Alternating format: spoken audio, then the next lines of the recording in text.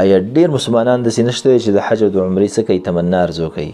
بلکل شته دی، بلکې ټول مسلمانان بیا کوي او دا د الله ډېر زیات لوی فضل دی، ځکه ټول مسلمانان خو وسداره نه دي او یو سړي تمنا د شوق د یا رب حج ثواب د ما نه فوت شو، وس نه لرم، د عمرې ثواب، الله ستا د ارمان پوره کوي او د هغې ثواب تعالی درکوي.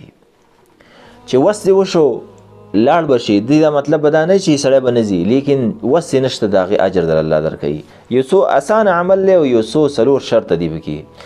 اول دا دی من صلی الغداة فی جماعت، سهار مونځ په جمع سره وکړي، سهار مونځ کې به حاضر وي.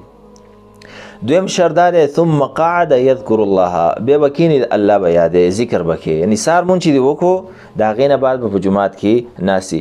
که به دې خپل ځای باندې ناست وي ډېره ښه ده، خو که وخوځېږي ځای بدل کړي، قرآن رالي یا هسې ځای بدل کړي، انشاءالله څه مسله به نه وي.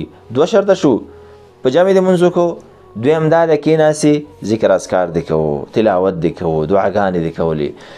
تر کوم وخته پورې دا دریم شرط دی حتی تطلع الشمس چې نمر راوخیږي، اشراق وشي، نمر چې راوخته یو 10 منټه صبر وکړي، کم از کم 10 منټه صبر وکړي.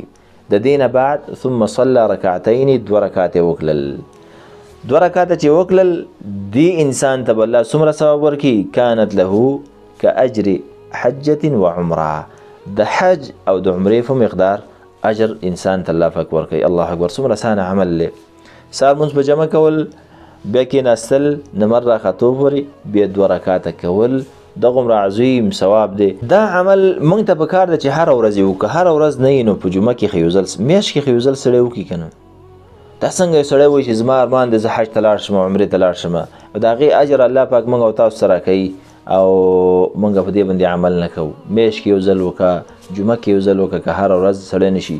نبي صلی الله علیه وسلم به هره ورځ ناست و، هغه عظیم شخصیت چې بخل شوی و، هغه به هره ورځ نمر راختو پورې ناست، صحابه ورسره ناست و. دا کوی عزتمندو، دا خیرونه دي.